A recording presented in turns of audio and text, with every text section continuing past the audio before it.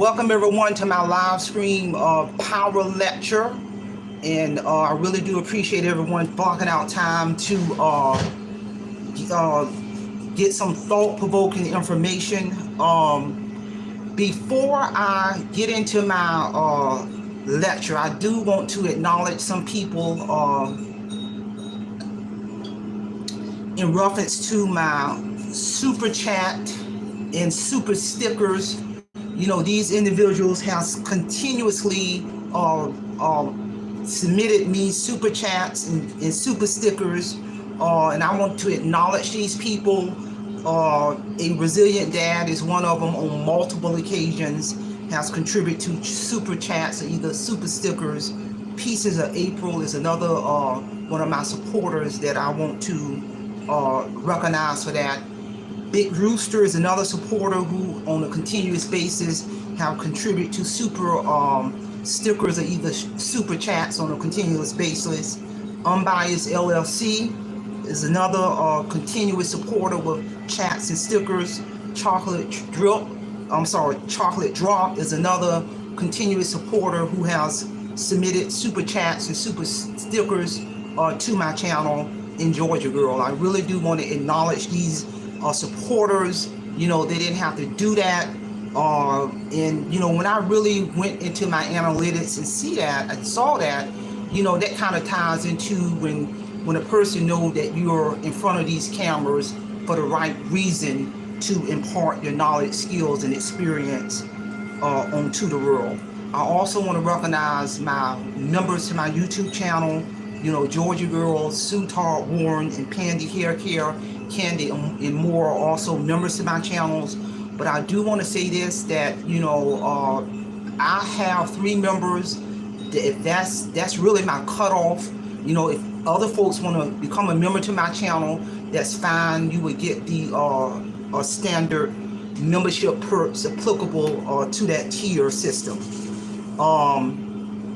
Before I get into this lecture, this power lecture, I want to also show appreciation and acknowledgement to all of my viewers and my supporters.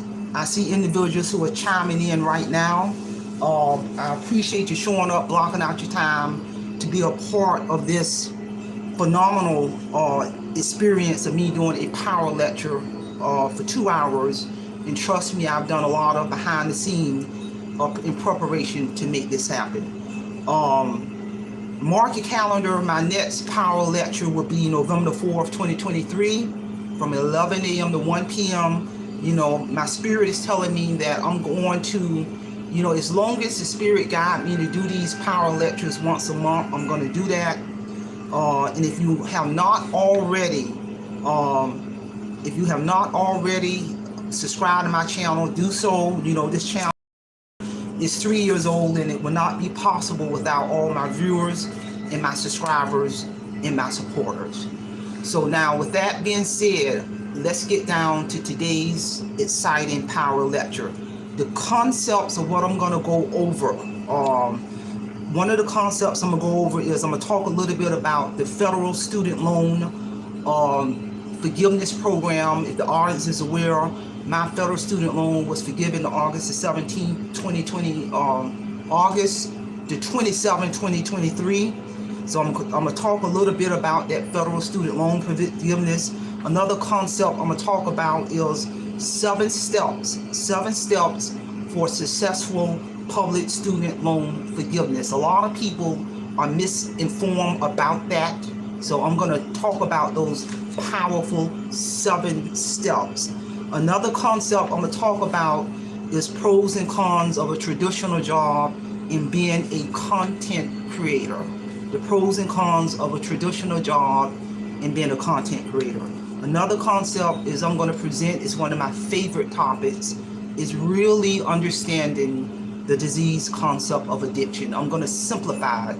You know, although I'm retired, I'm still holding on to my credentials. I'm a licensed clinical addiction specialist. I've been credentialed over 23 years in 3 different states. So I'm going to present that in a simplified version from an expert. Because we are aware of, you know, the opiate addiction and the phenol addiction It's destroying families, destroying the communities. It's a real issue. I'm going to talk about another concept I'm going to present on. I've done a lot of research on it. Is I'm going to give some insight on Billie Holiday, aka Lady Day, the bold and beautiful Billie Holiday. I'm going to present a lecture on her. Hollywood did not do justice on the Hollywood version. I'm going to give you, I'm going to delve deep and serve justice by presenting information on Billie Holiday. Another concept also following that concept is I'm going to talk about amazing facts about Billie Holiday, aka Lady Day. I've actually have always listened to her music as far back as I can remember. Another concept I'm going to talk about is the power, which is so important. The power of owning your master recording catalog. And I'm talking about independent music artists. I'm going to talk about the power of owning your master recording catalog. I've done extensive research on that, that we really do need to raise awareness of the power of owning your master recording catalog, because I can only know of, and I'm going to talk a little bit more about this when I present that topic, there is only one artist in this world, and I've done research on this, who a few years ago battled with the record label, and Anita Baker has claimed ownership to her entire master recording catalog. All of the other ones that you know of do not own their master recording. The record label owns them. So what that does is block generational wealth, and they don't get all of the money when they're making their music because they don't own their master recording. Another concept I'm going to talk about, and that's one of my pet peeves right there in terms of master recording catalog.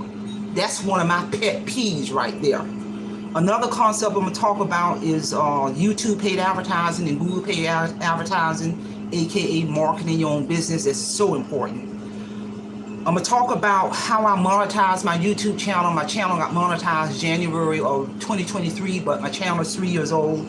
So I'm going to give a little insight on how I accomplished that tremendous feat. And number 10 concept I'm going to talk about is you are on your own brand, aka why self-promotion is so very important. And I'm going to bring it to closure. I'm going to keep our eyes on the clock.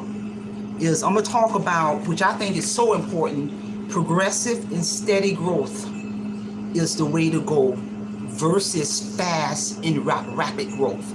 Progressive and steady growth is the way to go. Because to be honest with you, you know, my first 1,000 subscribers, I don't care how many more subscribers I get, but my first 1,000 subscribers, because I was heavy in the trenches, or it's the foundation of my program, the foundation of my YouTube channel.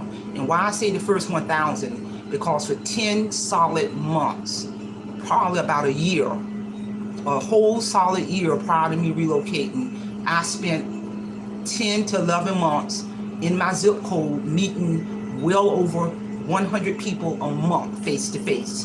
And within a 12-month time frame, I acquired 1,000 natural subscribers in my zip code. People who I met and held conversations with, had follow-up conversations with them, and who subscribed to my channel. That is the foundation of my channel. And that could not have happened fast and rapid, because that was a lot of time. At that time I was working. I was meeting, would get off work and go to a nearby convenience store, hang out for a few hours and meet people. I was there on the weekends. I got to know the cashiers, and I did that for almost 12 months aggressively. And that's a lot of people to meet in person, 100 plus people a month, when you're holding a conversation with them and they're subscribing to the channel. So that was work. So now, with that being said, let's get down to today's topic. I'm going to talk a little bit about my public student loan forgiveness. Here it is right here. I got my powerful letter. If the audience is aware, I'll return back to school later in my life to get my master's degree. And by the time I got done, I owed well over $72,000 in debt. So I literally enrolled in the public loan forgiveness student program Well, every year I will meet the criteria. I will fill out my income-driven application. I will fill out my and verify my employment for 10 years. And the end result is on August the 17th, 2023, the federal government sent me this powerful piece of paper informing me that the remaining balance of $72,000 was zeroed out. And now when I go look on my credit report, I will see 0, 0, 0. This is powerful. This is powerful. This is $72,000 I will not have to pay. And I'm going to give you a little bit of insight on this 10-year journey, 120 payments. The last 3 years of the 10 years, because of COVID, my payment was zero, and they still counted that towards my 120. So the last 3 years of that 10-year journey, they literally sent me a bill for 0 cents, 0, 0, 0 for 3 years. I paid the zero, and that counted towards meeting the qualifications for me to get the remaining balance of that $72,000 wiped out. They sent me this powerful piece of paper.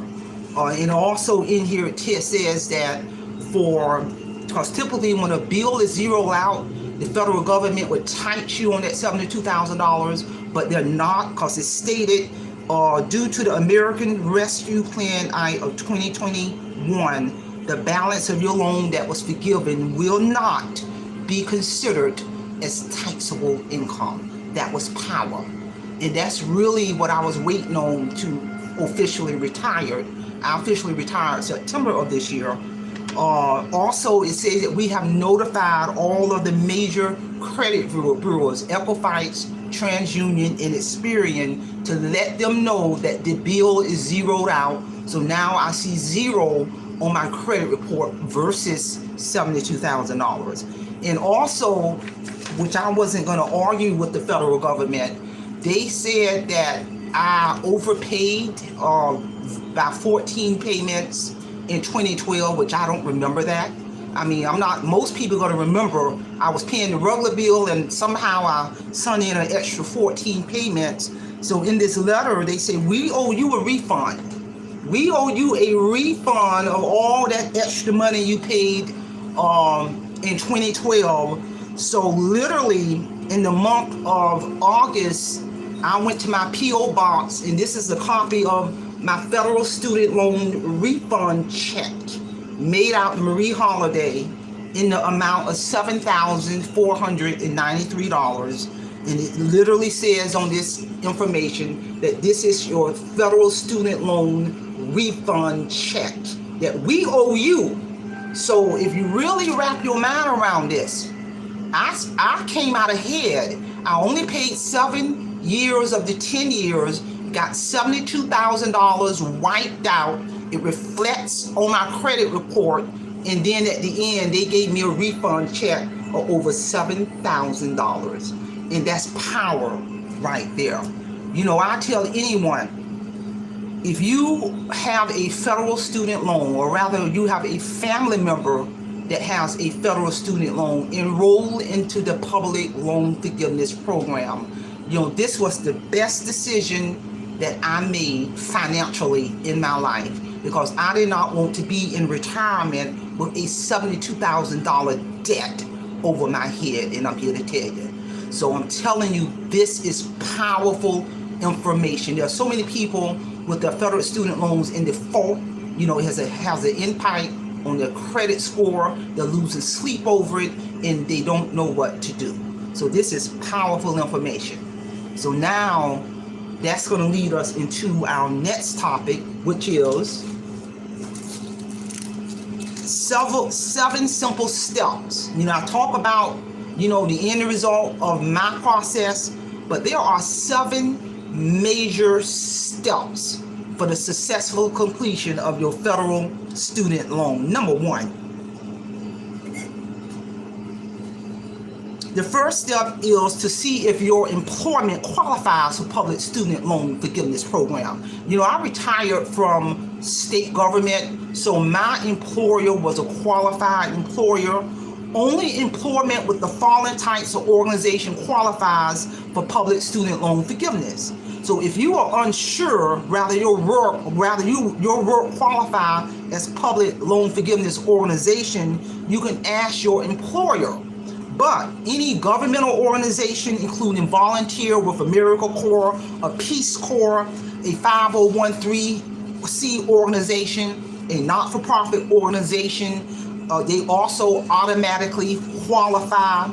You know, that's so important for step one. You got to make sure that you are working for a qualified employer, because I have met people who were assuming their employer was a qualified employer, and after working 5 or 6 years on the job, they found out that the employer was not a qualified employer. So you gotta make sure. Number 2, review loan eligibility. Only certain loans will qualify for public loan forgiveness. So if your loans don't qualify, consolidation may make them eligible, and that's when you got to talk to that service provider, Mohela, because I'm just going to give you the nuts and bolts, because I'm going to tell anyone, get your behind on that website, on the Mohela website. They're the service providers for federal student loan, and read the information and talk to the source. So the following types of loans are eligible: direct subsidized loans, direct unsubsidized loans, direct plus loans, and direct consolidation loans qualify to go under the public student loan forgiveness program. All of my life, I have always read, pay attention to detail. I've done that as far back as I can remember, and it has really benefited me through life, because I'm going to sit down and read, and I'm going to go to the source to ask questions versus going off hearsay or listening to someone who has not gone through the door. Number 3, check your repayment plan. Only certain repayment plans qualify for public loan forgiveness. So to get the most benefit from the program, you should switch to the income-driven repayment plan. Now, they have made some revisions in that, but still, whatever revisions that the service provider has made is still going to fall under the category of income-driven repayment plan. And there's many different ones, but they all fall under the same category. And I'm going to give you an example of exactly what they mean by income-driven repayment plan. What they do is they verify your income, your family size, and based on your income and family size, that determines on how much your monthly student loan bill is going to be, versus them just charging you some astronomical amount if you chose not to go under the income-driven repayment plan. So there's power in doing that. And mind you now, because of COVID, the last 3 years of my payment, and I wasn't going to argue with the federal government. The federal government say for as long as we got this COVID going on, everybody who's under this program, we're just going to set your amount at 0, and it's going to still count towards your loan forgiveness. And I was not going to argue with them. They sent me a bill for 0 cents for 3 years, and that tied into me meeting all of the qualifications under the public loan forgiveness program. Number 4 point, confirm your qualifying payments. To receive confirmation that your loans, employment, and payments qualify for PSL, you must submit a PSLF form. And what that PSLF form is, verify your employment and verify your payments. That form is not the same as income-driven form. So there's 2 different forms you have got to submit every year to stay on top of your game. Many people think those forms are enmeshed. No, they are separate, distinct forms. So, and that tracks your qualifying payments. So having qualifying loans, working full-time for a qualified employer, and have some qualifying payments. Because I can remember when I first enrolled in that program, first year, And I was thinking, boy, 120 months is a long time. But when you start submitting that paperwork and you can go into your account and see you met 20 of the 120 payments, 100 of the 120 payments, 120 of the 120 payments, then I'm telling you, those numbers be moving fast. And number 5, make your qualifying payments. Whatever amount they say you got to pay once you go through the income driven, pay the bill. Pay the bill. Because that is going to put you on the trajectory path to meet all of your qualified payments. And number 6, you got track your payments. Every month I was going into my portal and making sure my stuff was on point. You know, making sure I didn't just rely on them, making sure everything was on point. My numbers was matching what was in the computer. I was on top of my game. That's why it baffles me when they say I overpaid by 14 payments in 2012. So you got to track your stuff. And then number 7, which is the final. When you have met all of the qualifying payments, you got to submit a specific application, a public loan forgiveness application. That's at the very end. And I remember when I sent that final application, letting them know, go ahead now and zero out my loan. I'm sending you the last application to forgive my loan. And when they get that application, they cross-check everything. And for some reason, it took them 90 days to send me my powerful letter. I don't know. They cross-check, double-check, triple-check, but they sent me that $7,000 check pretty quick. So, and that's the final step. Those are the 7 steps to the public service loan forgiving program. You know, I talk about this in my powerful book, Awake Financial Freedom. How I talk about that was the best decision I made in enrolling my behind in that public student loan forgiveness program. You know, my daughter is in the United States Navy. I think she's like year 8 in the program. And one of the things I did as a mother, because you know kids, she's 30 years old, but sometimes they don't pay attention to detail. But I finally told her, after having my hands on it for 6 or 7 years, my hands off your paperwork, you need to stay on top of your game and make sure she don't really owe that much, like $30,000. But you are in a qualifying employer, make sure you stay on top of your paperwork so you can get that power piece of paper like your mother did. I don't educate you and coach you for 6, 7 years. I'm finna cut the cord now. But I'm telling you, this thing is real. It really is. This thing is real. So now, this is gonna lead us into the next topic, which is one of my favorite topics, which is pros and cons of being a content creator. I'm going to talk about those pros and cons of being a content creator or influencer or whatever you want to call it. Number 1, which is quite simple, flexibility. But I'm going to tell you something. My channel is 3 years old, and this is really my first time doing a scheduled lecture. I normally would just do my lectures whenever depending on how my day is. But this is my first time where I market it and put out there, hey, I'm gonna be live from 11 to 1. It's a somewhat, to me, it's flexible, but not flexible because I'm selecting my own schedule, but not flexible in a way if something else would have unfold that I may have not been able to be in front of this camera at 11 o'clock. So I'm going to talk about some pros and cons. Flexibility, you know, pros and cons of being a social media influence.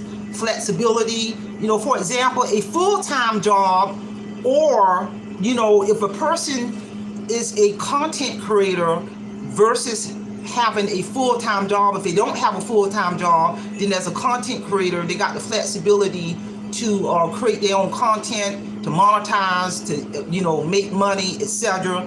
But some of the disadvantages of that is you gotta have here and now money if you plan on being a full-time content creator. You ain't gonna just wake up one day making enough money to live on. You need to have another source of income to sustain yourself. So that's a con in terms of being a social media influencer. one of the benefits is the flexibility in terms of when you can create your content. Another important piece is connecting with community.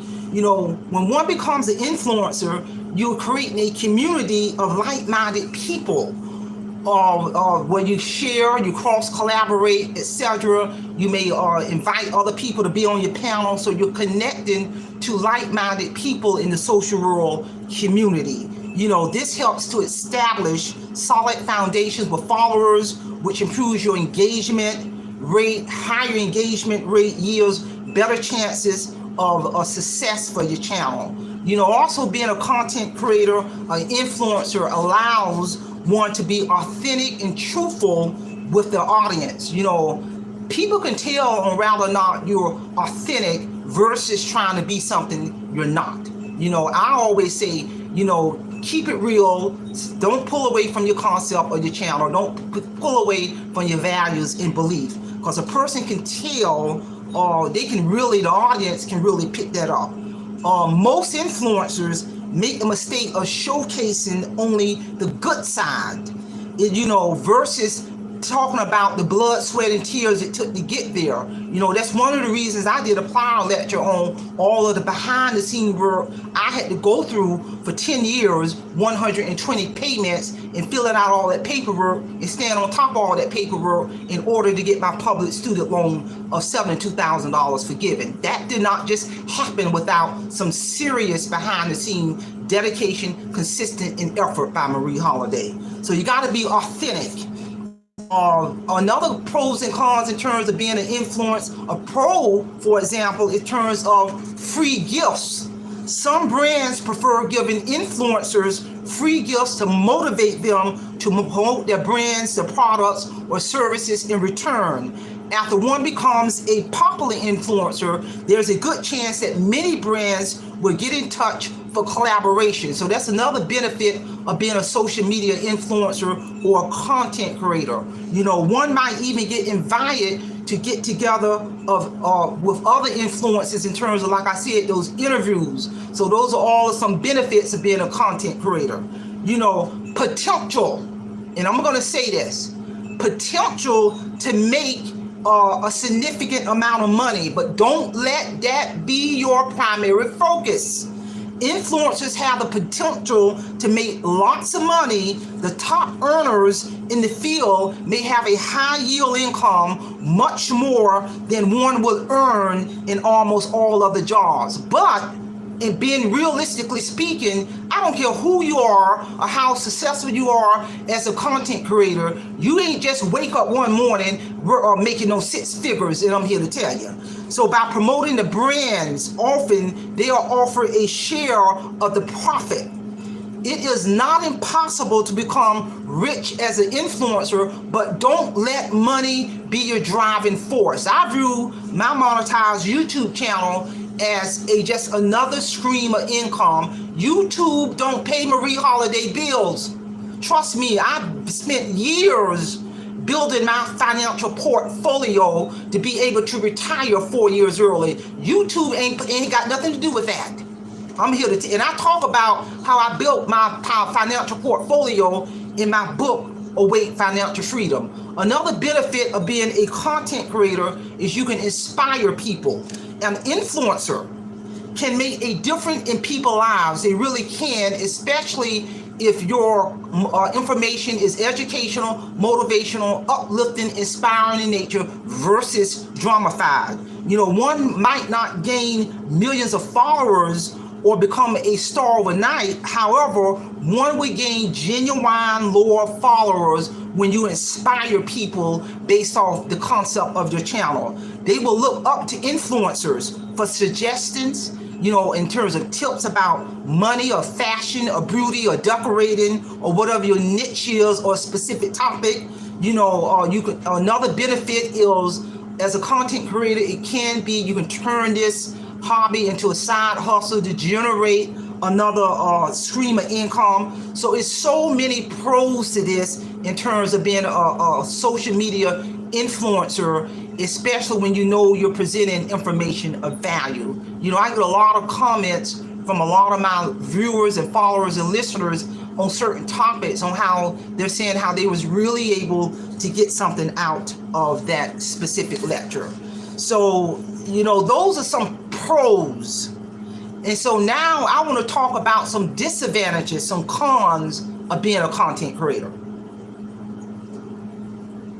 No job guarantee. You can't live off this. You can probably eventually live off it, but as you're developing and cultivating, you ain't gonna be able to live off this. You better have another source of income. So it is no job guarantee. An influencer or any influencer has no job security at all. You know, as one would work, you know, if you had a full-time job, this job's a traditional job, that's security. But an influencer has no job security. As one will work self-employed, they will only make money if they monetize their audience in various different ways. The influencer will have to pay into their own retirement in 401, Social Security, taxes. They're going to have to purchase their own medical insurance, dental insurance for the family, for the kids, and that's very expensive, which can become very, very expensive if you got a large family. There's no earned sick time, no vacation time, etc. So if you don't work, you don't get paid. That's a huge disadvantage of a person's doing this full time. I don't care if they are the biggest influence in the world, they still gonna have to go out and purchase their own medical insurance, 401 retirement for themselves and family, and etc. Most often, one get paid by the company to create a positive image around their product. So that stakeholder kind of got control of that. However, if the company decides that it no longer wants to work with that particular influencer, then they can lose that stream of income, which is definitely a disadvantage. Income also depends on popularity. Not all influencers earn similar amounts of money. One income greatly depends upon the level of popularity they have with their viewers. Companies will pay more if one reaches more people with his posts and views. So it's highly dependent on popularity, which can be a disadvantage. And a lot of content creators, because they're thriving for that popularity, then a lot of times they're being controlled by the masses, and when they're controlled by the masses, that can pull them away from their values and the core concept of the channel. Another con, which is very important, is the account may get closed. You know, YouTube can shut that content creator down. The social media influence account can get closed. One may have went against the YouTube community guidelines, and YouTube can shut them down. They got the power to do that, and that can have an immediate direct impact on their income right there. And to be honest with you, I don't want anybody to be able to control my money like that. If I was solely dependent on YouTube or any other platform for my source of income, because if that account is shut down and you ain't got no other source of income, and you had all your investments under that that particular channel, then you can it can create financial disruption. So that's another con to being a content creator. Another con is as a content creator, I don't care how positive or what your channel is, be prepared to get a lot of nasty comments, trolls. You got to be able to deal with that. And one of the tips I suggest in dealing with that, if you get those negative comments or you get a troll, you know, you delete it, you block them, do not respond, do not devote your energy into toxicity. Just delete it and block it and keep it moving. Because, you know, I even get negative comments on my channel. What I do is I block that person, and I delete that comment, and I keep it moving. It's a faded memory. So those are some cons in terms of being a content creator. Your family may suffer. You know, if you don't have the ability and skills as a content creator, I don't care how small or large or big your channel is, if you don't have the ability to keep a balance, as a content creator, and it's still, because you gotta pay attention to your family, your household, your chores, you pay your bills. So you gotta have a balance when you're a social media content creator, you know, versus being so involved in being that content creator and you're neglecting the duties of your home, your family, paying your bills, and etc. So you got to make sure that your family does not suffer if you are a content creator. And another con, if a person is a full-time content creator, that's all they does, and that's their only source of income, and they have not really experienced working out in the real world, you know, going on the job, working 40 plus hours a week, and being to work on time and following policy and procedure. If they have done that social media, especially for a lot of the younger generation, where that they first job social media content creator, they got monetized, they're making all this money, and never, now they're 18, 20, 23 years old, but never really worked in the real world. So they may have a tough time switching over to a traditional job where you got to really be to work on time and perform the essential functions of your job. So a lot of people may have a tough time switching over. And then the most important con as a content creator, a couple of minor mistakes, a few mistakes based on the severity of that mistake can ruin your channel, ruin your brand, and have you shut down just off a few mistakes based on the severity of it. So those are some pros and those are some cons of being a content creator. And a person really need to take a look at all of that. You know, my stance, you know, because my company, Paris and the Soldiers Resource Center, is over 20-something years old, and I've always had my company outside of my traditional job. You know, I retired from state government, but I've always simultaneously had my company simultaneously as I worked through my career as another way to generate an additional streams of income. That's something I've done all my life.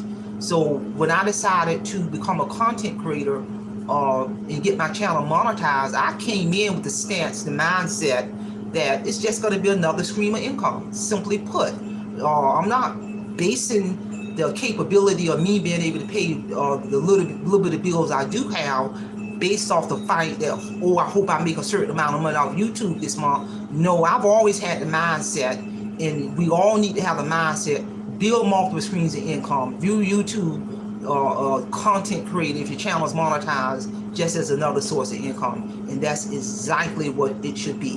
And I'm here to tell you, do that, then you can focus on your content, you can focus on your presentation and your deliverance as a content creator versus being worried about bills and money. I'm here to tell you. So with that being said, now we're going to get ready to switch to the next topic, which is one of my favorite topics. Is I want to talk a little bit about the science of addiction, the disease concept of addiction, and how we doing on time. Oh, we're doing real good on time. Let me get some water.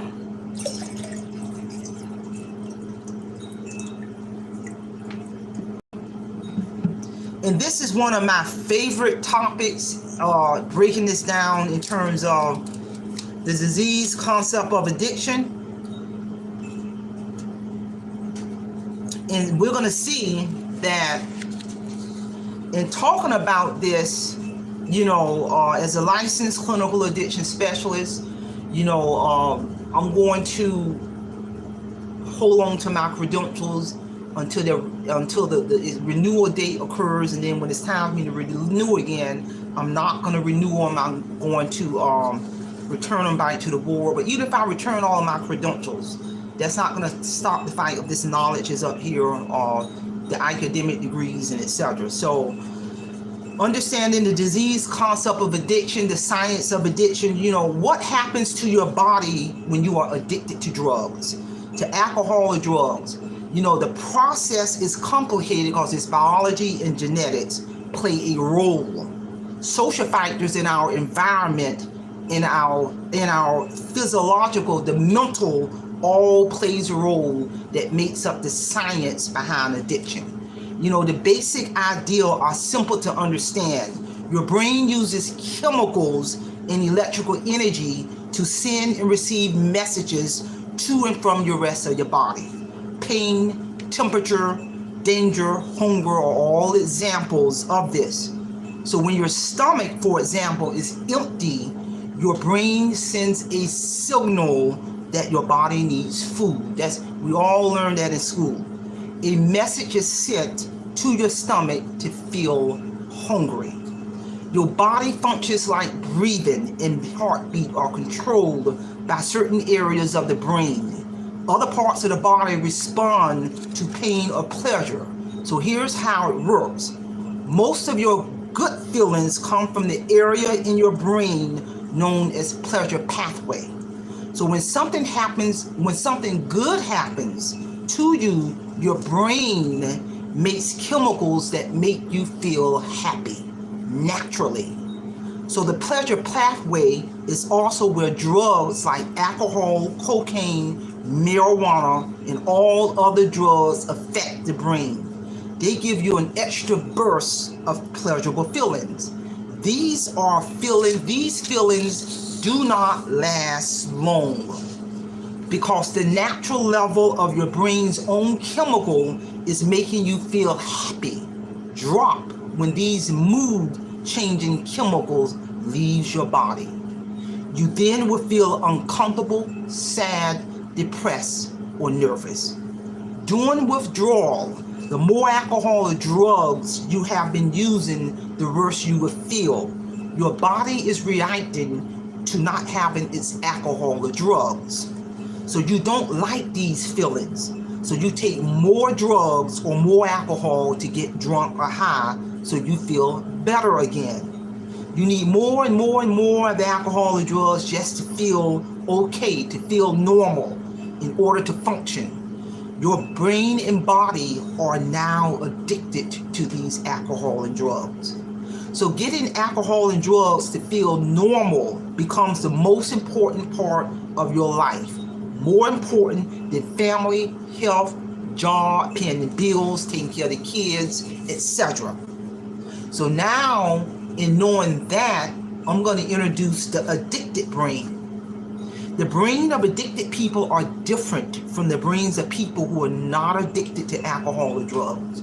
Drugs like alcohol, cocaine, methadone, methamphetamine, phenol, marijuana, nicotine, marijuana is a drug, opiates, benzos, all affect addicted people's brain differently.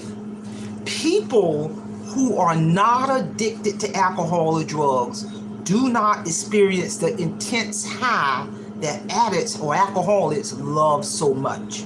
At some point in the addict's history of drinking or using, a change takes place in the person's brain.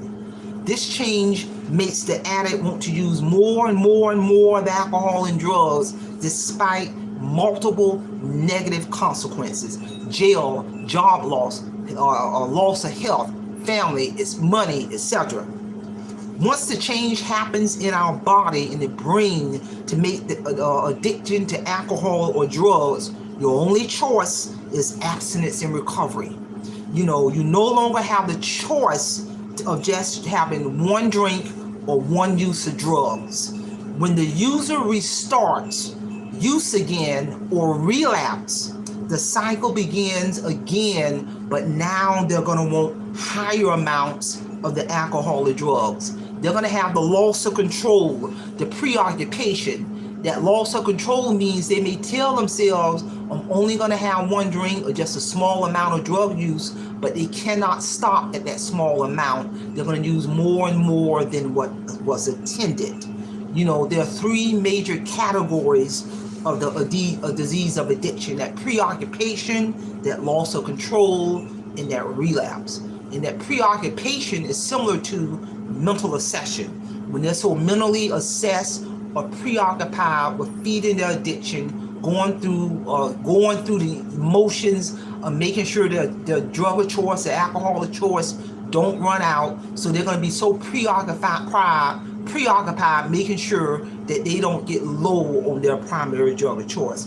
That loss of control is like they have no internal mechanism to say enough is enough. They cannot stop at a small amount, and then even if they try to stop using for a while, a little while, they're going to relapse, return back to a higher amount of use. And I'm here to tell you. So when users relapse, the cycle begins again with the preoccupation, the loss of control, which drives the addiction. This is how we know that addiction is a disease. Once the chemistry of addiction takes place, it cannot be cured. It can only be stopped by not using alcohol or drugs and having a good recovery program. This is one of the main causes of relapse. After you have not used for a while, the person may feel healthy, feel good. You think you are cured. You think you can handle alcohol or a small amount of drug use, but in reality, you can't because of that power of loss of control and preoccupation. So when you stop using alcohol or drugs, you just won't feel right. This is withdrawal. There are many different forms of withdrawal. The body has become adjusted to the drugs and alcohol, that the person had been using. But while your brain and body heal, you will not feel quite right for a while. It would take some time for your brain to learn to make its own feel-good chemicals, but you gotta hang in there. It's gonna take a while for that brain to make its own feel-good chemicals again without the use of alcohol or drugs. So to help your brain get better faster, you got to get enough exercise, you got to get enough sleep, you got to find a good support network, and you got to give it time, but make sure you do not relapse, because that'll start that same cycle over and over again. And this is just a simplified introduction of the disease concept of addiction. And you got a lot of people who are struggling with their recovery or who are in active addiction, but you gotta get that strong social support, rather it's a sponsor, supported family member. You don't have to do this by yourself. There's a lot of 1-800 numbers out there, and etc. So now that's going to lead us into our next topic, which is one of my favorite topics. Is Billie Holiday, Lady Day, understanding Lady Day drug addiction. Her drug of choice was heroin. So I'm gonna present some information on this.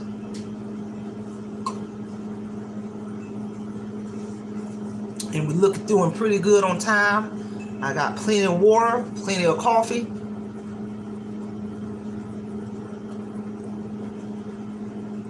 Insight on Billie Holiday, Lady Day. I've done a lot of research on Billie Holiday. I've read books on Billie Holiday. I really have. Here's a book I read on her. Mr. and Lady Day is a very good book about Billie Holiday. I read this book in my spare time. And I've done lots of research on Billie Holiday. But if you haven't purchased this book, check out this book. It's reader friendly. Mr. and Lady Day, Billie Holiday and the Dog Who Loved Her. And I also got another book on Billie Holiday, and I haven't read it yet, but I'm gonna get around to reading it. Is Strange Fruit, Billie Holiday and the Power of a Protest Song. This in reference to her song, Strange Fruit. I've done a lot of research on this particular song right here. And one of the good things about now, since I'm in full retirement, I have time now to read old-fashioned books, old-fashioned reading style in terms of reading books. So, but these are a couple of books on Billie Holiday. I'm gonna get around to reading all of them. But now I want to spend a little bit of time on talking about the insight on Billie Holiday in her drug addiction. Because during her time, Billie Holiday was like the symbol of everything that America had to be afraid of. She did have a heroin addiction because She had been chronically raped as a child, and she was trying to deal with the grief and pain of that. Billie worked as a prostitute alongside her mother. But most importantly, Billie Holiday was resisting white supremacy during her time. She really was. She was up against a lot of things. Billie worked, again, she worked as a prostitute. Billie, most importantly, was not controlled by the record label. And that's power during her era. Billie was not controlled by the record label. Billie Holiday danced to the tune of her own beat. She was guided by something much more bigger and powerful than the record label. She was guided by her faith in God. She wrote in her autobiography, "I sang Strange Fruit because I had to." And that was a very powerful song when you really take out the time to do the research behind that song. And when she resisted, and when she insisted on continuing on her right as an American citizen to sing Strange Fruit, the Federal Bureau of Narcotics, Ann Singler, that's his name, he was out to destroy Billie Holiday. And I'm not going to give you all the Hollywood version of this lecture on Billie. No, I'm basing this off very extensive research on the late, great Billie Holiday. And I've always admired and listened to her music.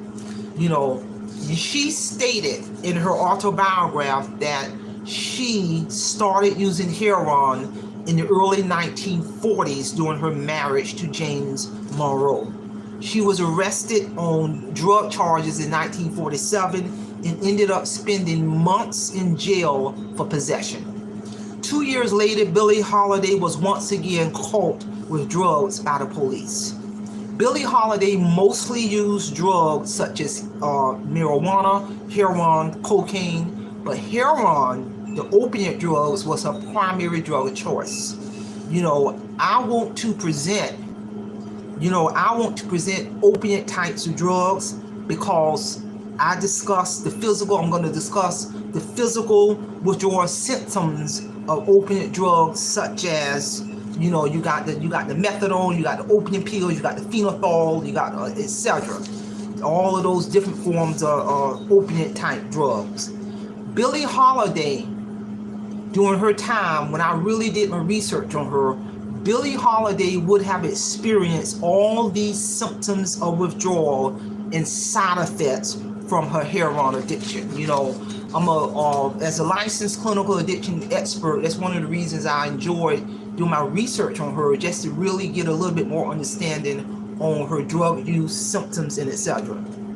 So, opiate type drugs, again, some of them could be medications that can be used appropriately. Opiate drugs are medications that can be used appropriately by doctors to relieve pain, including prescription painkillers like oxycodone, hydrocodone, Vicodin, morphine, codeine, synthetic phenol, heroin, and illegally manufactured phenol, all of those opiate type drugs.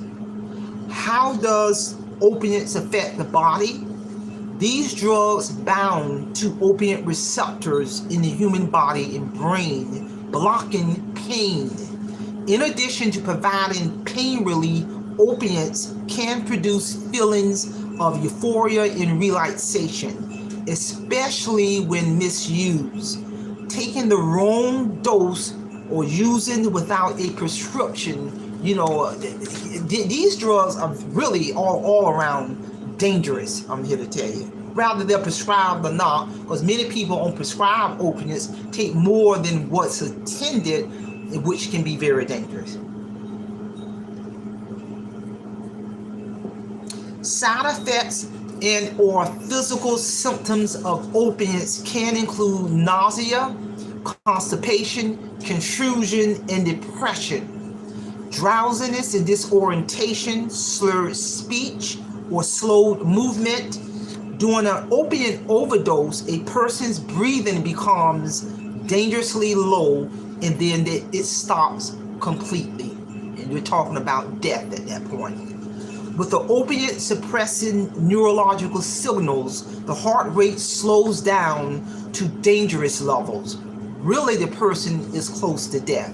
And mind you now, Billie Holiday's primary drug of choice was heroin. So she literally experienced all of this during her heroin addiction in terms of the drowsiness, the disorientation, slurred speech or slow movement. During the overdose, opiate overdose, a person breathing becomes dangerously low, and then it can completely stop. You know, this is the type of drug here. The outcome, if the person don't get some help, is not going to be good. You know, another side effect of heroin addiction or opiate addiction is moving in and out of consciousness, even while sitting up in a chair or in talking to somebody in a social situation. They move in and out of consciousness. This is often referred to as nodding off or nodding out. And when it's at this point, the person is at a very dangerous level. They really do need to get medical attention. Opiates also quickly build both tolerance and physical dependency, which can lead users to take larger and larger doses over time in order to feel the same effect. You know, that tolerance is very dangerous because they're using more and more and more to receive the same effect. They're depressing the central nervous system, is slowing down their breathing, and they're getting very close to death. This can lead to addiction, overdose, and death. Billie Holiday, trust me people, experienced all of this is what I'm talking about in terms of her addiction to heroin.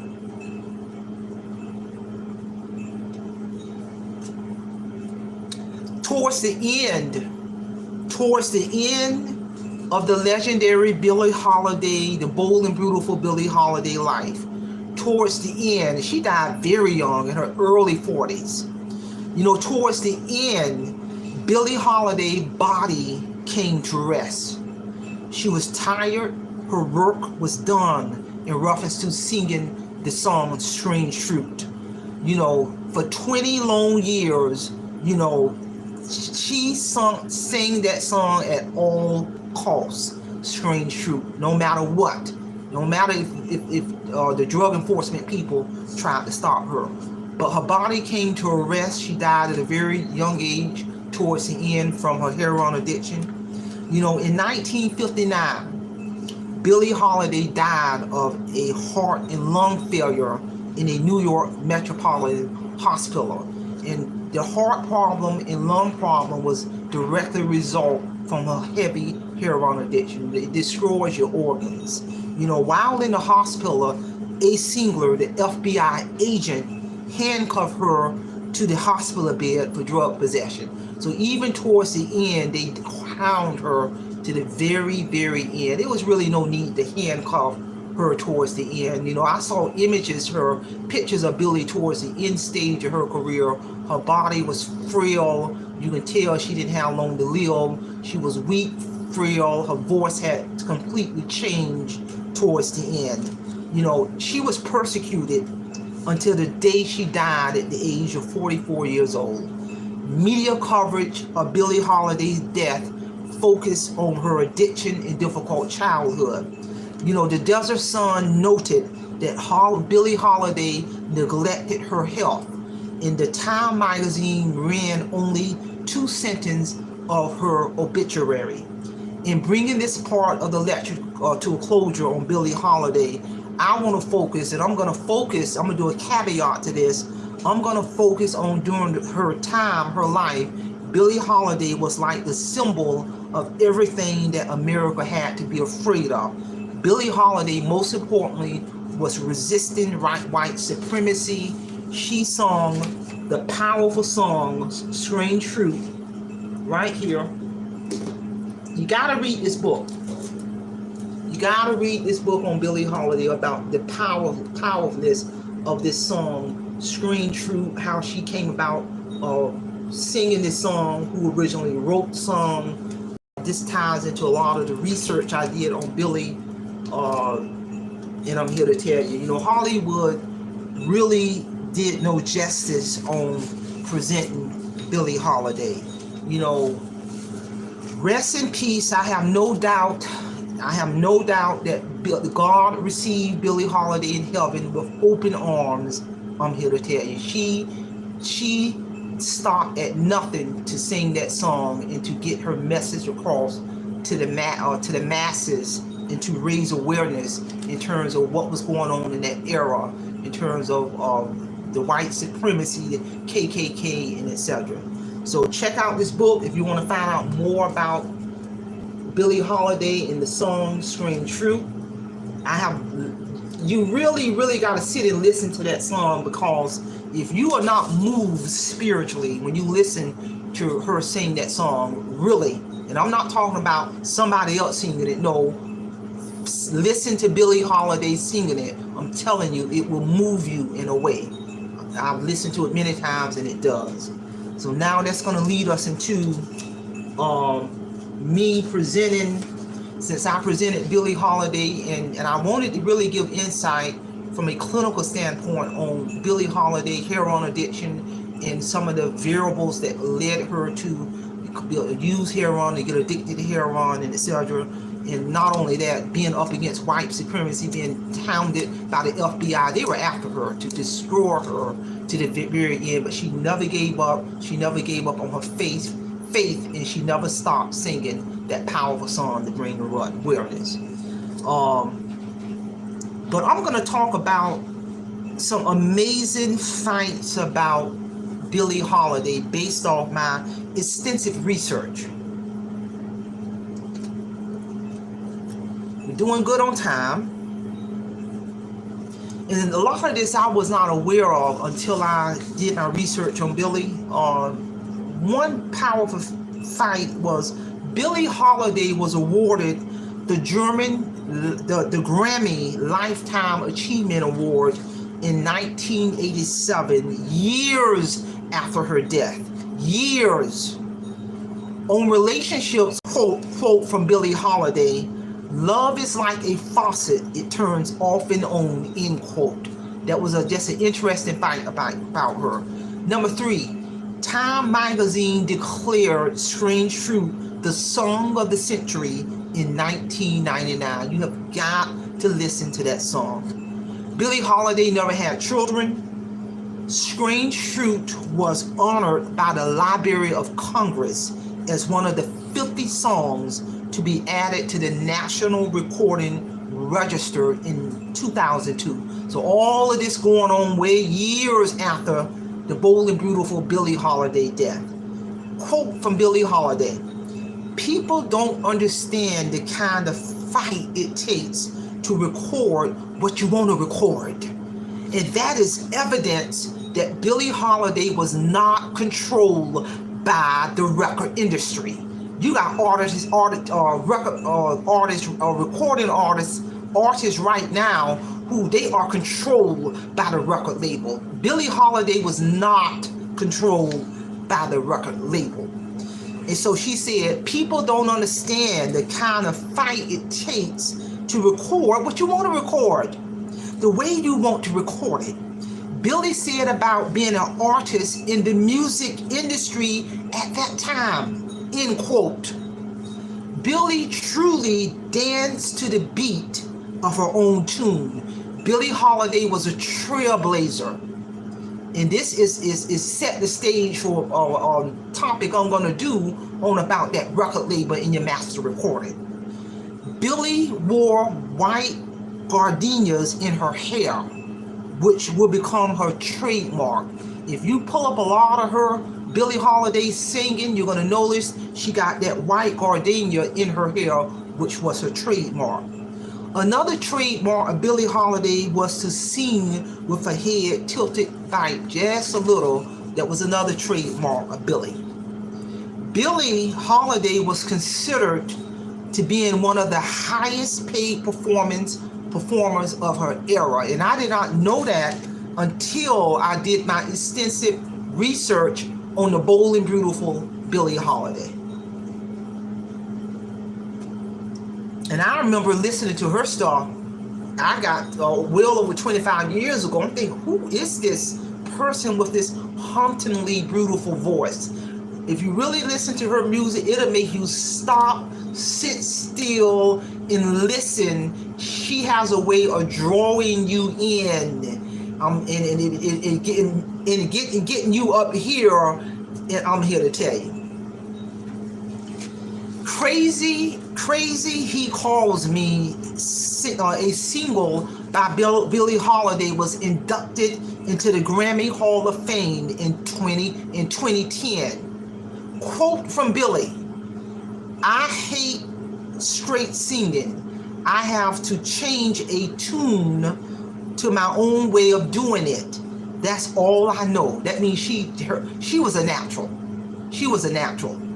She said on her signature voice, in end quote, Billie Holiday truly was a natural. I'm here to tell you. And so more amazing fights on the Bold and Brutal for Billie Holiday that I want to present. A WYNC radio host, Jonathan Scorts, said that Billie sung from the inside rather than from the outside, so that the song became a part of the singer. So that means you can't really replicate Billie Holiday. Billie Holiday was inducted into the National Women Hall of Fame in 2011. Five-time Tony winner Andrea McDonald played Billie Holiday in the Broadway production Lady Day at Emerson Bar and Grill in 2014. I got to check that out. In 2014, a public relations firm called Strange Fruit,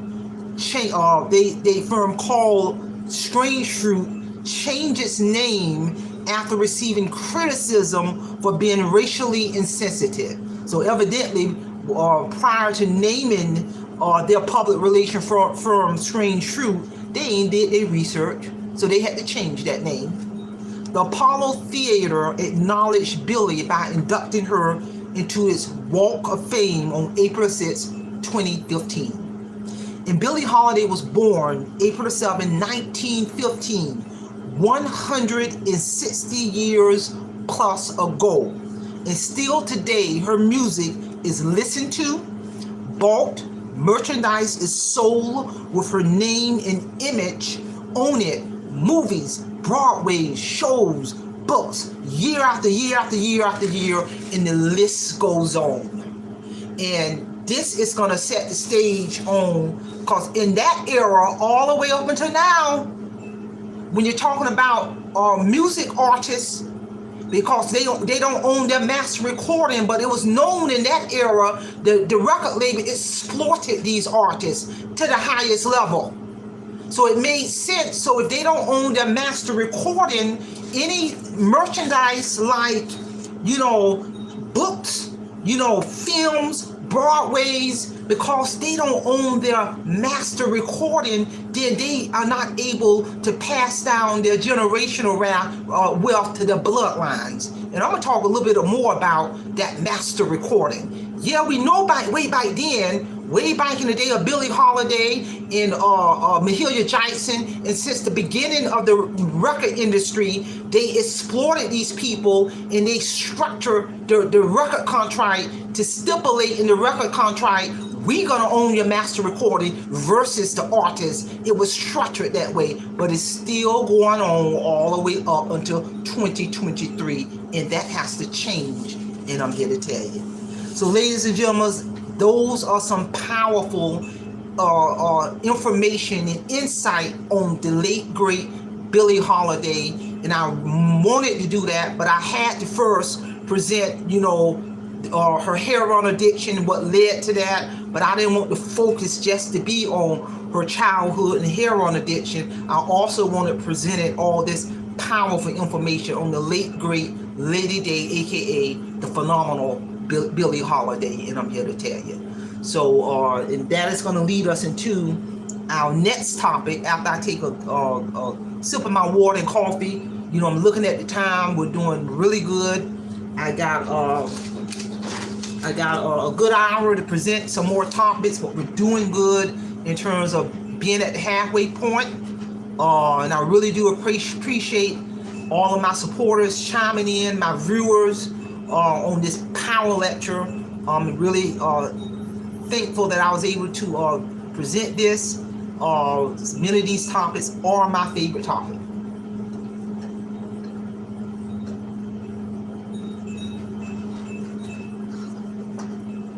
And to be prepared, I got all of my water that I know I'm going to need, and all of my coffee that I know I'm going to need for this 2-hour power lecture today on this from a great Saturday morning.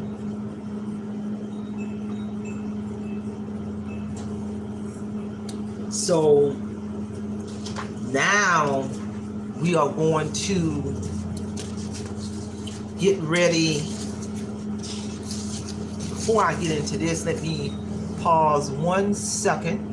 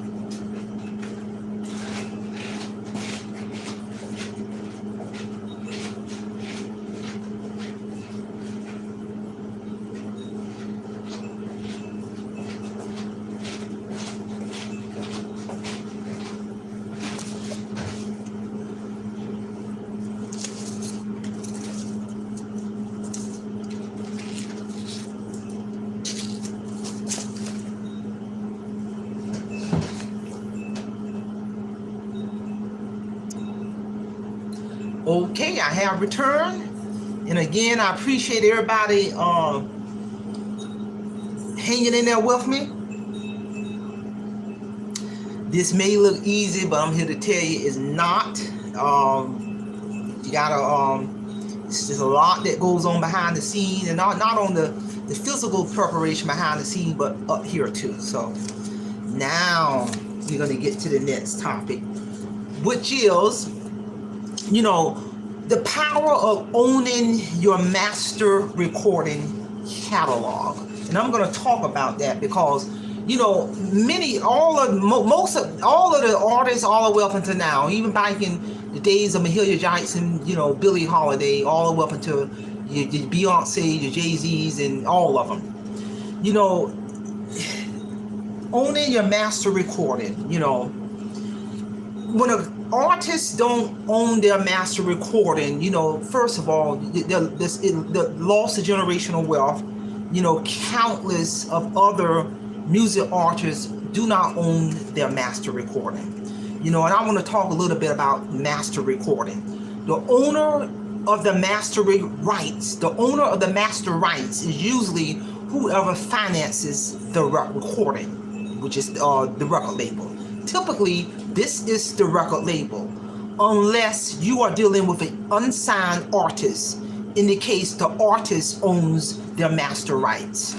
What is a master in master rights? The first concept of understanding when it comes to music licensure is that a song is a whole made up of 2 parts, master and publishing. A master recording, often referred to as a master, is the original sound recording of a song. Master rights are the rights to ownership of the sound recording of a song.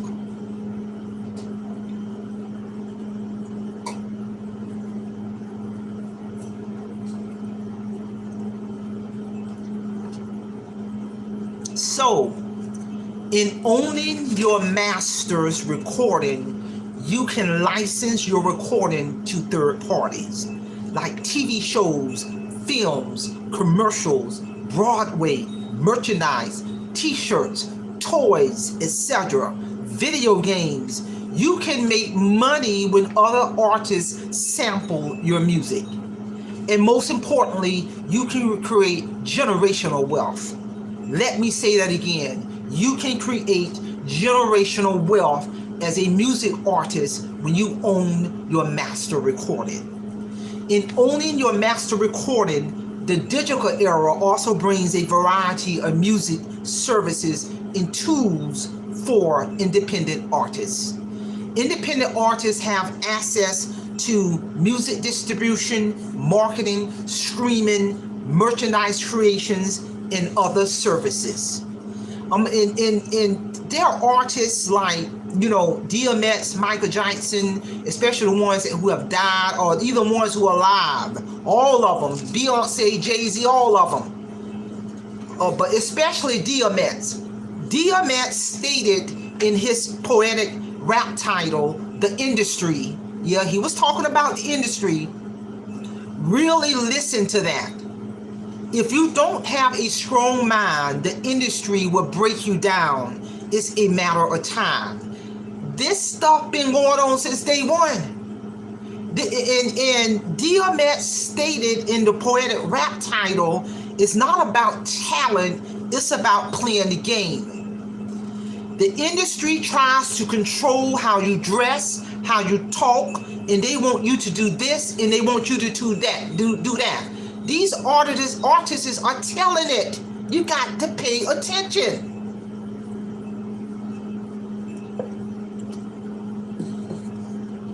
Up and coming artists, existing artists, pay attention to what your predecessors are telling you. The ones before you. Billie Holiday was talking about it.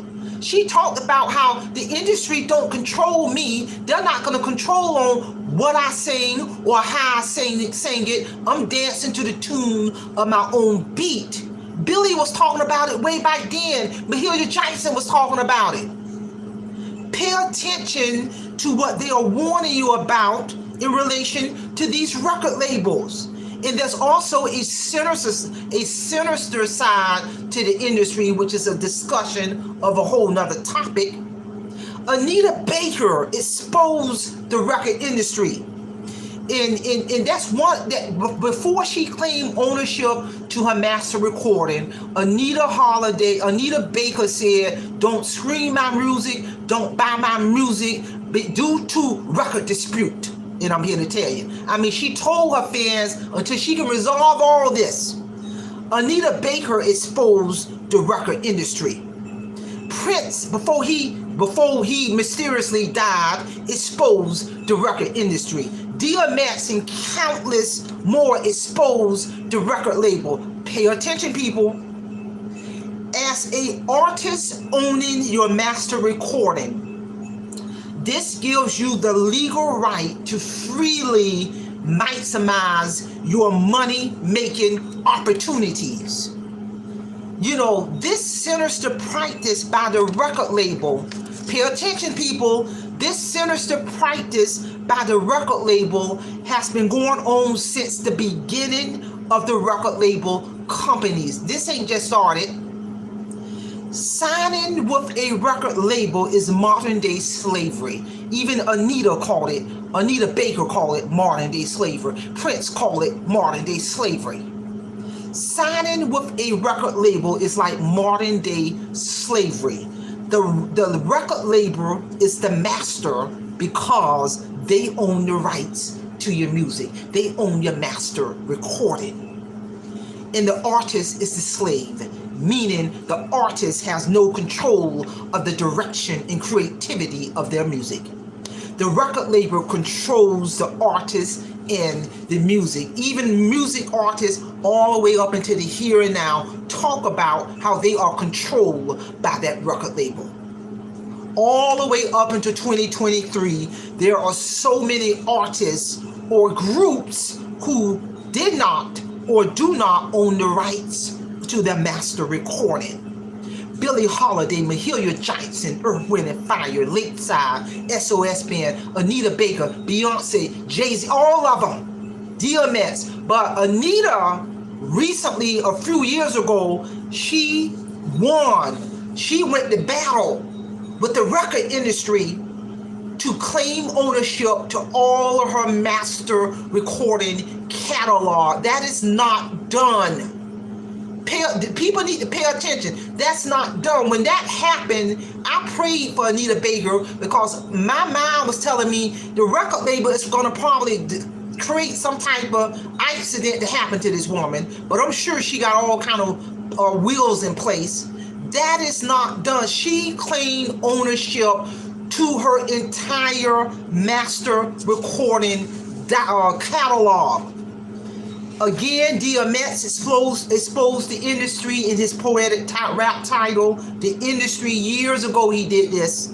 Because of the poetic rap title, the industry, he became a marked man. And you notice he didn't live long after that. He really didn't.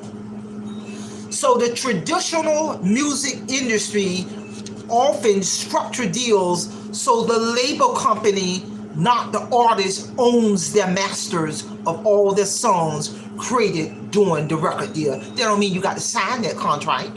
You can have that contract rewritten in a way, or structured in a way that's going to be benefit you if you are an independent artist. That's why it is so important for independent artists, do not sign with that record label. Do not sign with that record label, because you will be signing away the rights to your master recording catalog. You know, you will be signing away those rights.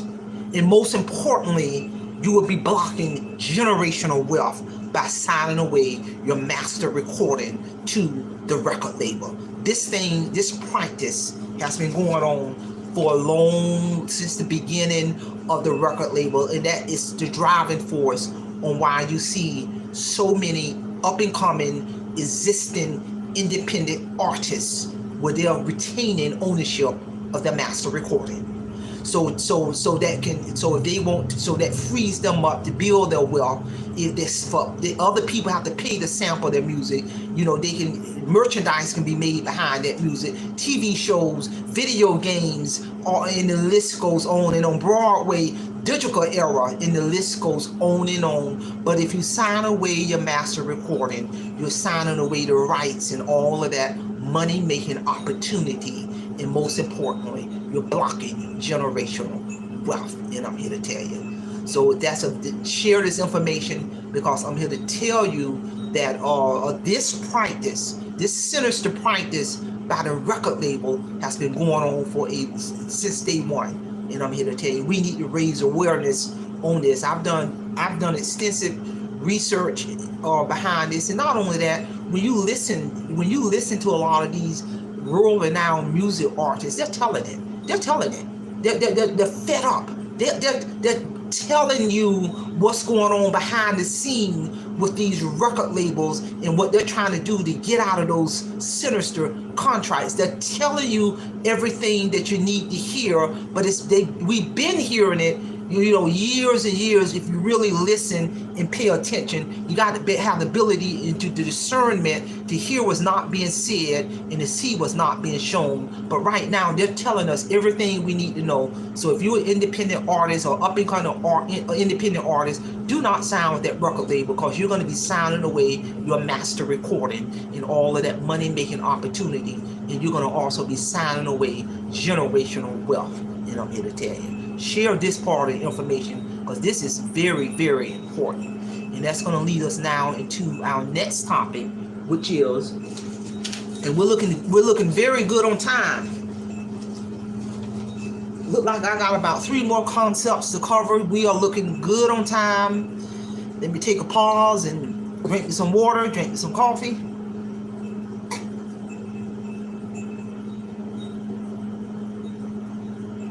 And I really do want to thank all of my viewers, all of my supporters, you know, for blocking out time, even if you were able to come in and listen to proportions of it, and you can listen to the rest later on. You know, I love this kind of stuff. I love, you know, just, you know, presenting, you know, valuable information on my YouTube channel. You know, I'm the type of person always enjoy presenting valuable, thought-provoking, motivational information pretty much as far back as I can remember. So and with that, That's going to lead us into YouTube paid and Google paid advertising. You know, I want to talk about a little bit about, for probably about the past 5 or 6 months, you know, one of the things that which is a business write-off, one of the things that I've been doing is to promote my company, to promote my book, to promote my brand, to promote my YouTube channel, is I've been investing into YouTube paid and Google paid advertising. You know, I'll pay for certain videos so they can advertise that on YouTube, advertise it on Google paid advertising, and that is a powerful way to market my brand, to get brand exposure, to drive traffic to my business website, Paris and Associates Resource Center, which increases my revenue under my company, because one of the primary services under my company is I'm going to execute a contract to develop people's strategic business plan. When I pay for a certain video to promote my book, what that does is drive sales to my book, Awake Financial Freedom. You know, rather they want to purchase the ebook version or the soft copy version, and now my book is also available in audio book. So when I use YouTube advertising or Google paid advertising to market my book, that drives sales for my product, that book. My publishing company, they submit me quarterly sales reports, and I'm beginning to see that my sales on my book are rising and rising and rising, and I believe that has a direct impact on paying for YouTube paid advertising and Google paid advertising. I also use pay for YouTube advertising and Google paid advertising to market my YouTube channel. You know, there's certain videos that I'll market and pay for to market my YouTube channel, so people that expose more viewers. That's going to more viewers, more watch hours. It's going to increase views, watch hours. It's going to increase my subscribers. So I'm paying for all of that as a tool to market my product, my service, my brand, and all of the money I spend on that marketing is a business write-off. So it's power in terms of YouTube paid and Google paid advertising. You know, there's many other things I also do to market in addition to the paid marketing. You know, in terms of business cards for my book, business cards for my company. You know, when I'm out and about running errands and just meet people and striking up a conversation, I'm telling them about my business website. I'm telling them about my book. I'm telling them about my YouTube channel. I'm giving them business cards. So I'm always, there's so many ways you can market. You can use these social media platforms as another tool to market your service, your product, and your brand. So I just really wanted to talk a little bit, give you a little bit of insight on that. And I'm, you know, I've been seeing, you know, in terms of my brand awareness increasing, more traffic again to my business website. You know, my sales reports for my books are increasing. You know, my subscriber count, my watch hours, my views are rising. And I have no doubt that is a direct relationship to the various different forms of marketing that I've been doing over the past several months. You know, I tell folks, you gotta invest. You know, everything can't be free. You know, even if it's you know, an extra $20 a month on paid advertising. You know, you gotta be open and receptive to look at many different forms of advertising to promote your brand awareness in everything that you do. And I'm here to tell you. So again, I just wanted to spend a little bit of time on presenting that, and that's gonna now take us to our next topic, which is one of my favorite topics, is how I monetize my YouTube channel. After I take me a breather, get me a little bit of water,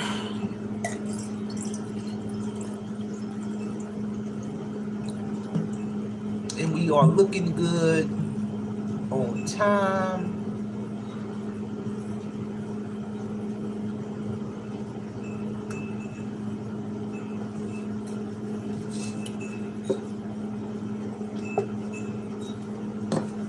I actually, before I started my lecture, I treated myself. I went to Dunkin' Donut, and I got me 2 cups of coffee. I don't put any sugar in my coffee. I got rid of added sugar out of my life since May of 2023. All I put in my sugar is just a little bit of cream, none of the syrup, none of the sugars, and just drink it. And it's really good like that because Dunkin' Donut, in my opinion, I like the brand of coffee. It's to me, it just tastes good. And every now and then I'll go there and get me some coffee. So I want to talk about how I monetize my YouTube channel.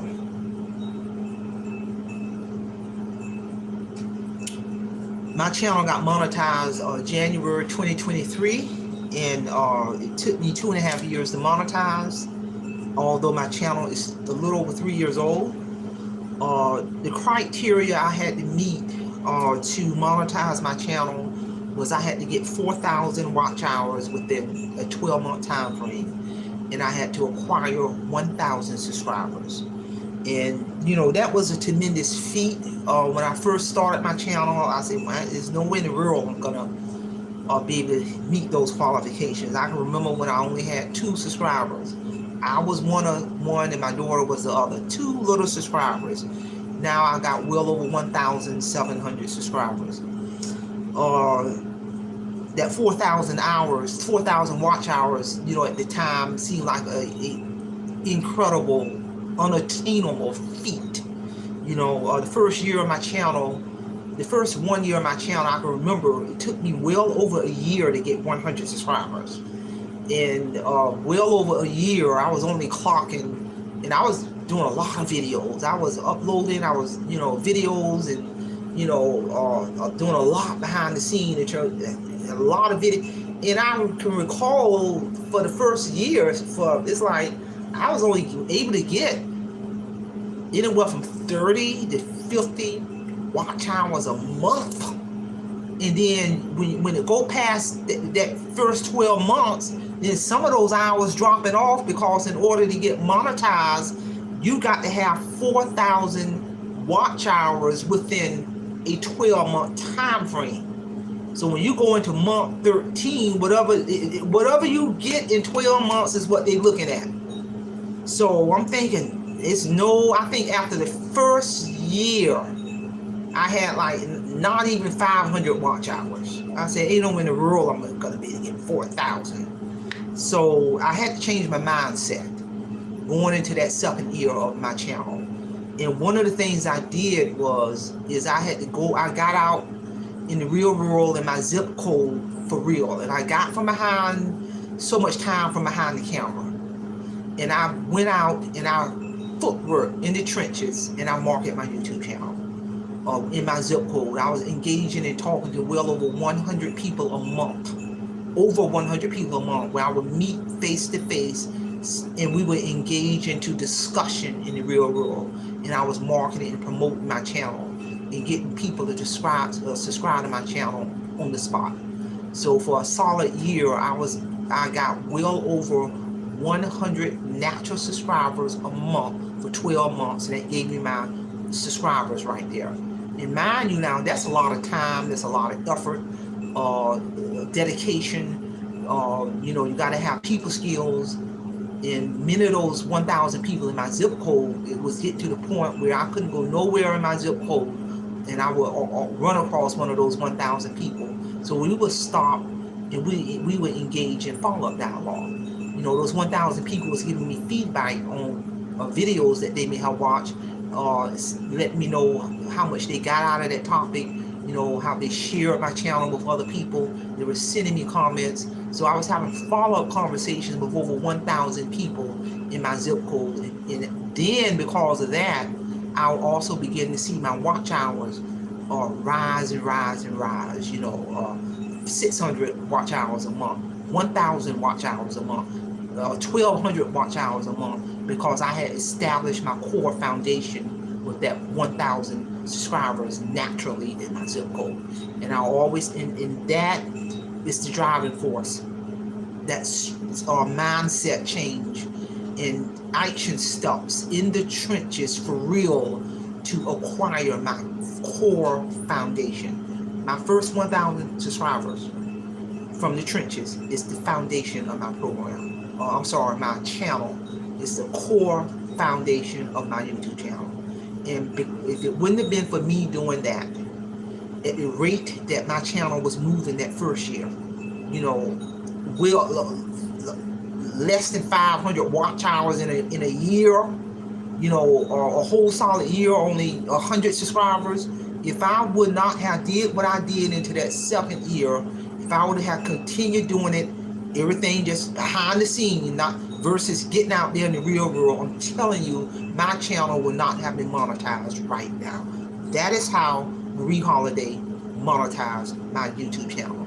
And I still use that old-fashioned strategy, maybe not as aggressive, so anytime I go somewhere in the natural environment, rather it's to the grocery store, rather it's to the bank, or rather it's to the park, or anywhere in my zip code, I make a point to engage people in discussion, in the course of my comings and goings, to continue to acquire natural subscribers. I don't do it to the point where, because like I said prior, at the time I was working, I was literally getting off work and going to the nearby gas station near my home and spending 2 or 3 hours up there engaging people. I was going on my lunch break, meet people, engaging people. I was out there. On the weekends, I was out there. But now, since I have my core foundation, I just incorporate my everyday comings and goings and still engage people, but not as at the level that I was, because I'm shifting my focus in a different direction in terms of how I market. I use a combination of YouTube paid advertising, Google paid advertising to market. I use the natural environment to market, give people business cards, etc. I use my monetized YouTube channel to market, various ways to continue to cultivate and develop and to nurture my channel, my product, my business, and my brand. But I just kind of wanted to present that to let the viewers know that is how I monetize my YouTube. And it's something about, and I was telling somebody this, I don't care about how much AI is going on, or AI technology or whatever. I'm going to tell you something, and I really need the viewer to listen to this. Whatever your product is, or your service, or your brand, don't negate the fight of old-fashioned, in the trenches, meeting people face-to-face marketing. There's powerful value to that. And I mean powerful value to that. That nothing else can replicate that. Nothing else can replace that. Because when you're having a conversation with a person and you're discerning their spirit, that even energy, I'm telling you, that has a tremendous high probability that that person is going to use your service, to use your product, to view your video, to subscribe to your channel, to buy your book, or to send you that email, to go into a contractual contract to get services for coaching. That's my primary service. When they have made a personal connection and you have put that business card in their hand after you have had that conversation, it's power in that. And I'm telling you, it is power in that. Because to be honest with you, especially when it comes to a service, if I need a contractor to come into my home for a specific job, I'm gonna want a personable referral, and I'm gonna get that person's number, and I'm gonna engage in real dialogue with that person, because I'm gonna be discerning their spirit before I make a decision to then meet them in person for more discussion before I decide to go into a contract for them to do some renovation on my home or whatever. And it's value in that versus going online and just pulling up a list of people and going off going off based off all these names you're pulling up from online. You don't know nobody, you ain't got no referral. I'm telling you that personal piece is value when it comes to your product, service, or brand, or when you are about to spend money. And I'm here to tell you. So that is how Marie Holiday monetized my YouTube channel.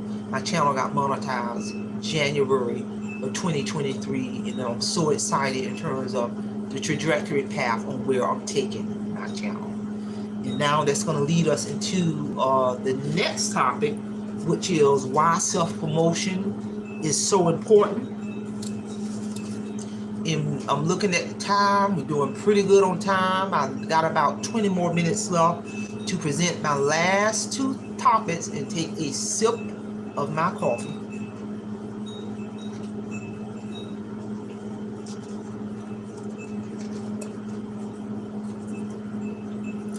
And another sip of water.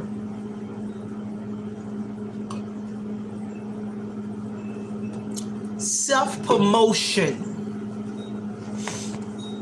is critical and very important, because remember, when you want to promote yourself, your brand, your business, your product or service, first thing first, get clear on who you're trying to reach and what you want to achieve.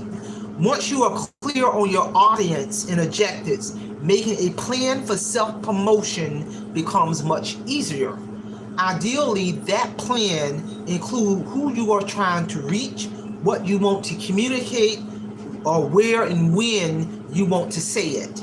So you gotta keep track of your achievements. Taking notes on your skills and accomplishments can help you feel more comfortable and confident when it comes to promoting yourself, your business, your product, your service, your brand, your YouTube channel, and etc. Self-promotion should be ongoing. Clarify what you did well that week, what you achieved, any positive feedback or compliments you receive. That's all very, very important. What you were most proud of, and make that a weekly ritual of yours. Write down big and small wins as well as praises can help you keep track of it. And reading this list over can be a handy confidence boost when you need one. Also, when you're talking about self-promotion, you got to be prepared to back up your claims.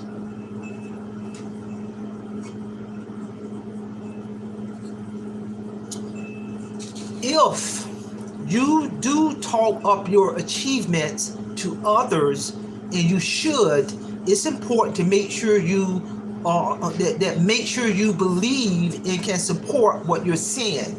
Research found that people react more favorably when it is supported by evidence. When it comes to self-promotion, concentrate on show, not tell. Show your audience what you can do rather than just broadcasting to them. Show them examples of your work and the results you achieved. Your narrative doesn't need to be all the highs. People generally like others who are willing to share their journey, the steps it took to achieve or accomplish the goal.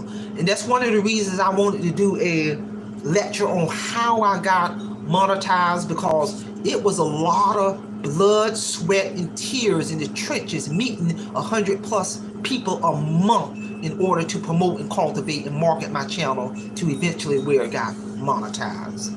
Use social media wisely. Social media can be a useful tool for promoting your work, your business, your product, your service, and other successes. Promote that brand. Find the networks that others in your industry frequent and build your presence on them. Build and cultivate. All of that is ongoing. It really is. And most importantly, when we're talking about self-promotion,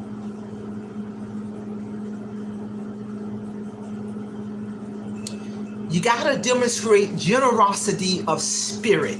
Celebrating the achievement of others is a good way to feel and come across as positive when networking. Be willing to talk of others as well as yourself so that you come across as a generally positive person. And most importantly, don't talk others down in any platform. That is a no-no. Do not talk others down in any platform. Developing genuine relationships will always pay off in the long run. Self-promotion is so important because ultimately the key is to stop judging yourself and others for self-promotion. Because I tell anybody, I don't care what their product, service, brand, or niche is, you got to self-promote you, and it should be ongoing. That's one of the reasons I invested into paying into Google paid advertising and YouTube paid advertising. These days, avoiding self-promotion simply you gotta do it. There's nowhere around it. You gotta be willing to self-promote and to do it on an ongoing basis in order to develop and to cultivate your brand, your product, your service, and your business. And I'm here to tell you. So now that's going to lead us into our last topic, which is one of my favorite topics, is benefits. I'm going to talk about 5 benefits of being patient and working steadily. First of all, number 1, you make smarter decisions. Patience allows you to remain calm, centered, and focused on your long-term goals, all which leads to smarter decision-making skills. Number 2, higher efficiency.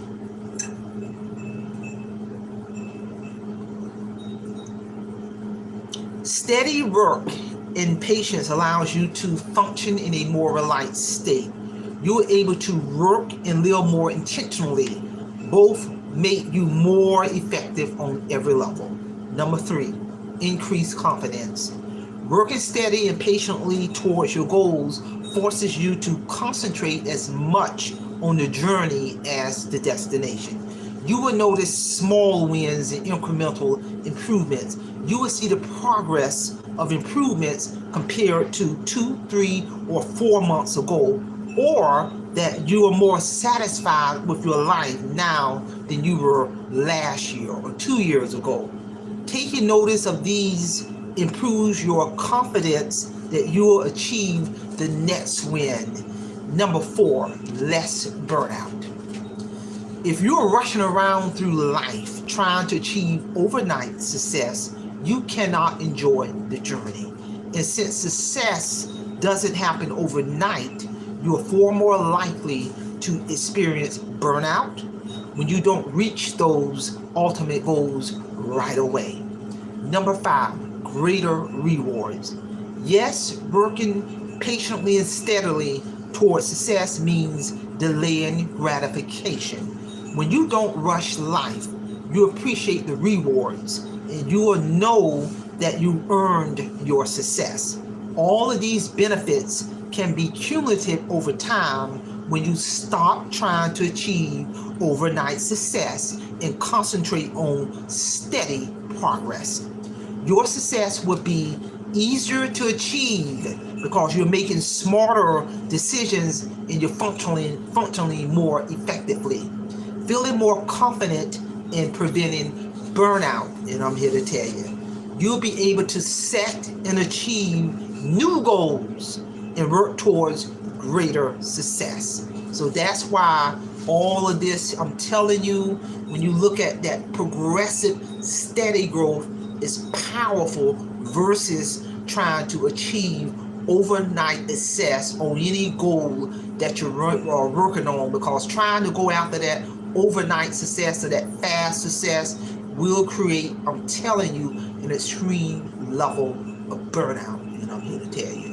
So now that is the completion of that last concept that I wanted to present on this powerful lecture.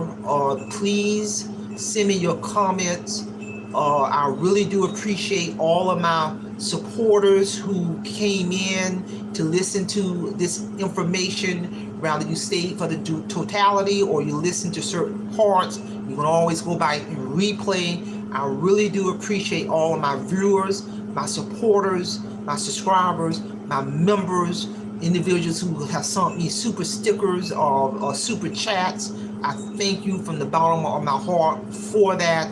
You know, the trajectory path of my channel is going to be limitlessly, and nothing will not have been possible without all of my supporters. And I'm here to tell you. So that's all I have. Simple Fidelis, and I'm going to leave you in the care of your own conscience. Have a great day.